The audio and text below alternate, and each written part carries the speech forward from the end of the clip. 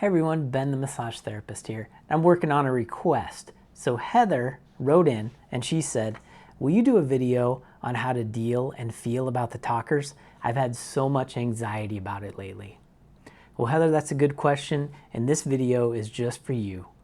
We're going to talk about the talkers. So first off, let's define what is a talker. So a talker in massage is someone who is on the table and consumes a lot of time by talking. Now, is this inherently a good or bad thing? I don't know, but let's talk about what that can mean. So there's two types of talking that I've defined in another video. There is communication and there's conversation. So conversation, in short, is just the stuff where you talk about, day-to-day stuff. Hey, how did you do at your poker tournament last week? How did your daughter's birthday party go? That sort of thing. So conversation is what happens and revolves around the body work. Tell me what you feel here.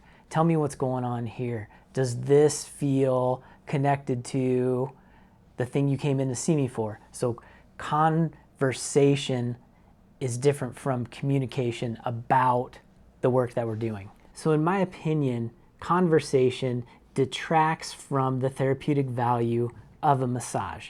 Now, you need to have some communication, but if the whole session is consumed by just conversation, you're probably not going to get a whole lot of value out of that mind-body connection. So let's talk about this a little bit more. So what's the reason that some people may talk while they're on the table? And I think that comes down to the therapist has not done a maybe proper job of educating them on the best way to receive massage. So that could mean removing uncertainty, instilling positivity, and creating an environment of safety and trust. So this is important. If someone doesn't feel safe on the table, what are some of the mechanisms that they're going to use to try to create some safety and trust? They may talk a lot. So let me give you an example. I had a massage therapist who had me on the table, had my knee bent, and was holding onto my ankle, and then she let go of it. And I, of course, just held on to my leg. And she said, you're not relaxed because your leg didn't fall to the table. And I thought about that a second, and I didn't say anything to her. I'm like, well, maybe I'm not relaxed, or maybe you didn't create an environment of trust where I relax enough. And who's gonna just let go of someone's leg? I don't want to feel like I don't trust someone enough that they're just gonna let go of my leg. I'm not gonna let it fall. So you gotta create that environment of trust. That's just one example. And so let's talk about removing uncertainty. If someone is uncertain about how the massage treatment is gonna go, did I take off enough clothes? Did I communicate to my massage therapist what my problems are? Did I do this right? Did I do that right? When we as humans are faced with incomplete data, we tend to fill in the missing data with stuff in our head. It may be right and it may be wrong. So some of that stuff is going to create uncertainty, and uncertainty breeds stress and anxiety. So the last thing we want to do in a massage room is create uncertainty and create more stress and anxiety for the person that we're putting on the table. Now the hardest part about communication is the assumption that it's taken place. So questions are always great. Questions from both sides. What do you feel here? Making that connection and finding out a way to work together toward a shared goal of whatever that person or client brought in for you to work on. I see so many massage therapists that take about 30 seconds or so to talk to a new client, especially new clients. Hey, undress to your comfort level. You'll start off underneath the sheet and blanket here. Your face is going to be up in the face rest. I'll knock on the door before I come back, and I'll be back shortly. So quickly, and you have this person left in the room with tons of uncertainty. Am I supposed to start face up or face down? Did she want me to take off all my clothes or just some?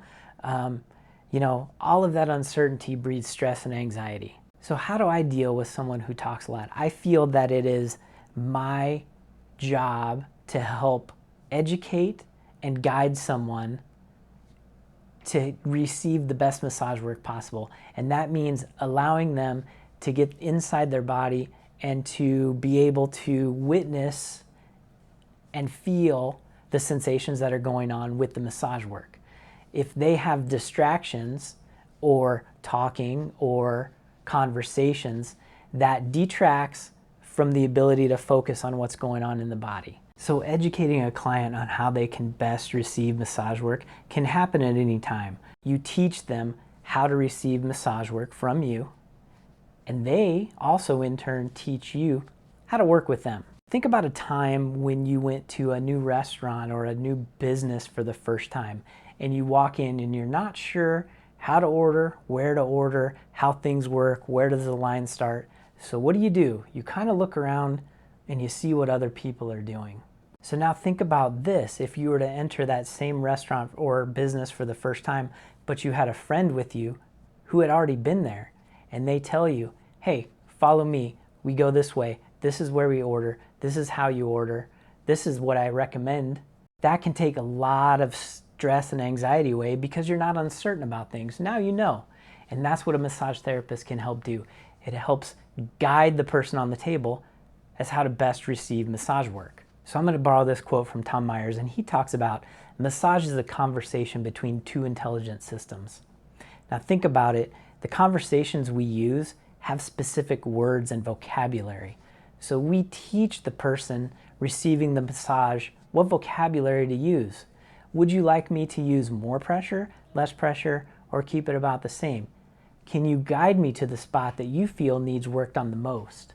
So teaching them that vocabulary and how to voice what needs to be done steers them away from getting lost in talking and this distractive conversation that may happen in a massage session. So I've kind of alluded to it already, but one of the ways that you can deal with someone who is talking a lot on the table is to invite them to participate in the massage. Use those questions that force them into thinking about what's happening in my body. So one of my favorite questions to ask is, what do you feel here?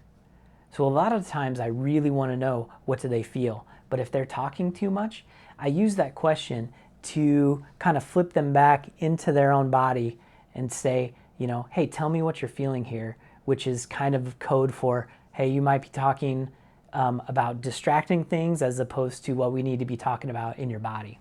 And there's a lot of these types of questions that we can use. Does this work feel helpful? Do we need to spend more time on this area? Does this work feel safe? Do we need to use more pressure, less pressure? All those types of questions can help bring someone back inside their brain and help educate them on the vocabulary and the style of communication we need to use. So sometimes those types of questions aren't always going to work. So we need to be a little bit more blunt. So that could sound something like this. So Mrs. Jones, I really enjoy talking to you, but I would be doing you a disservice if I didn't at least invite you to participate and get the best results possible with your massage work. So I'm going to invite you to try a little experiment with me. I want you to just take 3 deep breaths and then tell me what you feel in your body. And this is a great way to help steer them back into their body. I like to use the word experiment when asking someone to do something because it feels less forceful. If you tell someone, you need to stop talking, that doesn't sound very nice. But if you say, hey, I'd like to do a little experiment where we don't do very much talking, but more communicating about what's going on with your body. Would you like to try that with me? And they can either say yes or no. And the great thing about massage and body work is ultimately we get to decide who we want to work with and who we don't want to work with. So at the end of the day, we can make appointments for who we want to fill our buckets with and who we don't want to fill our buckets with. So let's do a quick review. Talking or conversation detracts from the therapeutic value of massage work, in my opinion. So it is our job as massage therapists to help educate people on how to get the most benefit from their time on the massage table. I mean, really, if we allow them to talk and hold a conversation with us, that is no different than if we were to go to the coffee shop and just talk to them over a cup of coffee.